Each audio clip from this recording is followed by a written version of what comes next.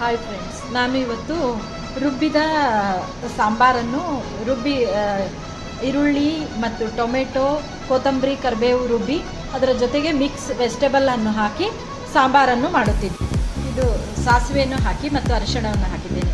ಇದಕ್ಕೆ ರುಬ್ಬಿದ ಈರುಳ್ಳಿ, ಟೊಮೆಟೊ, ಕೊತ್ತಂಬರಿ, ಕರಿಬೇವನ್ನು ಸ್ವಲ್ಪ ಬೆಳ್ಳುಳ್ಳಿ ರುಬ್ಬಿದ್ದು ಈ ಮಿಶ್ರಣವನ್ನು ಇದು ಒಗ್ಗರಣೆಗೆ ಹಾಕುತ್ತೇನೆ.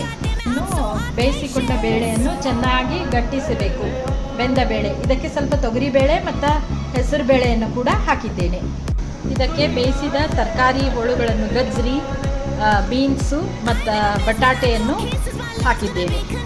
ಇದಕ್ಕೆ ಸ್ವಲ್ಪ ಅಚ್ಚು ಖಾರದ ಪುಡಿ, ಮಸಾಲೆ, ಉಪ್ಪು, ಸ್ವಲ್ಪ ಹುಣಸೆಹಣ್ಣು, ಬೆಲ್ಲವನ್ನು ಕೂಡ ಹಾಕಿ ಚೆನ್ನಾಗಿ ಕುದಿಸಬೇಕು. ನಂತರ ರುಚಿಯಾದ ಸಾಂಬಾರು ರೆಡಿಯಾಗುತ್ತದೆ. ಇದಕ್ಕೆ ಸ್ವಲ್ಪ ಉಪ್ಪನ್ನು ಹಾಕುತ್ತಿದ್ದೇನೆ. ಇದಕ್ಕೆ ಕೆಂಪು ಖಾರದ ಪುಡಿಯನ್ನು, ಅಚ್ಚು ಖಾರದ ಪುಡಿಯನ್ನು ಹಾಕುತ್ತಿದ್ದೇನೆ ಮತ್ತು ಮಸಾಲೆ ಪುಡಿಯನ್ನು ನಾನು ಈ ಮದ್ರಾಸ್ ಸಾಂಬಾರ್ ಪೌಡರನ್ನು ಹಾಕುತ್ತೇನೆ. ಇದು ಹುಳಿ ಕೂಡ ಅನ್ಬೋದು. ನಮ್ಮ ಉತ್ತರ ಕರ್ನಾಟಕದಲ್ಲಿ ಗಟ್ಟಿಯಾದ ಹುಳಿ, ಹೋಳು ಹಾಕಿದ ಹುಳಿ ಅಂತ ಅನ್ನುತ್ತೇವೆ. ಇದಕ್ಕೆ ಮಸಾಲೆ ಪುಡಿಯನ್ನು ಹಾಕುತ್ತಿದ್ದೇನೆ. ನಂತರ ಹುಣಸೆಹಣ್ಣನ್ನು ಹಾಕಬೇಕು. ಸ್ವಲ್ಪ ಹುಣಸೆಹಣ್ಣಿನ ರಸವನ್ನು ಹಾಕುತ್ತಿದ್ದೇನೆ. ಬೆಲ್ಲದ ಪುಡಿಯನ್ನು ಹಾಕುತ್ತಿದ್ದೇನೆ. ಸ್ವಲ್ಪ ಬೆಲ್ಲವನ್ನು ಹಾಕಿಸಿ ಸ್ವಲ್ಪ ಹೊತ್ತು ಚೆನ್ನಾಗಿ ಕುದಿಸಲು ಬಿಡಬೇಕು. ಎಲ್ಲ ಹಾಕಿದ ಹೋಳಿನ ಹುಳಿ ಅಥವಾ ಸಾಂಬಾರ್ ಇದು ಅನ್ನದ ಜೊತೆಗೆ, ರೊಟ್ಟಿ, ಚಪಾತಿ ಅಥವಾ ಇಡ್ಲಿ ಜೊತೆಗೆ ಕೂಡ ತಿನ್ನಬಹುದು. ಸಾಂಬಾರನ್ನು ಕುದಿಯಲು ಇಟ್ಟಿದ್ದೇನೆ. ಇದು ರುಚಿಯಾದ ಸಾಂಬಾರ್ ಅನ್ನದ ಜೊತೆಗೆ ರೆಡಿಯಾಗಿದೆ. ಇದರ ಜೊತೆ ಇಡ್ಲಿಗೆ ಕೂಡ ಇದನ್ನು ತಿನ್ಬೋದು. ಬೇಳೆಕಾಳು, ತರಕಾರಿ, ತೊಗರಿಬೇಳೆ, ಸ್ವಲ್ಪ ಹೆಸರುಬೇಳೆ ಎಲ್ಲವನ್ನು ಹಾಕಿ ಮಿಶ್ರಣ ಮಾಡಿ ಈ ರೀತಿ ಸಾಂಬಾರನ್ನು ಮಾಡಬಹುದು.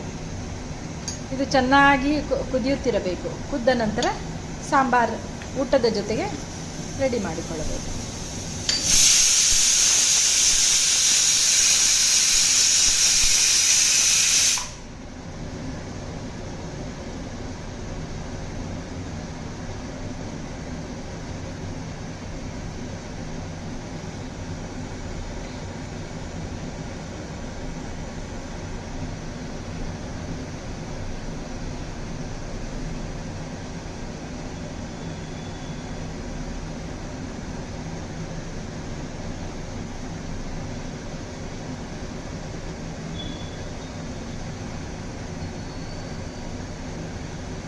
ಸಾಂಬಾರ್ ರೆಡಿಯಾಗಿದೆ.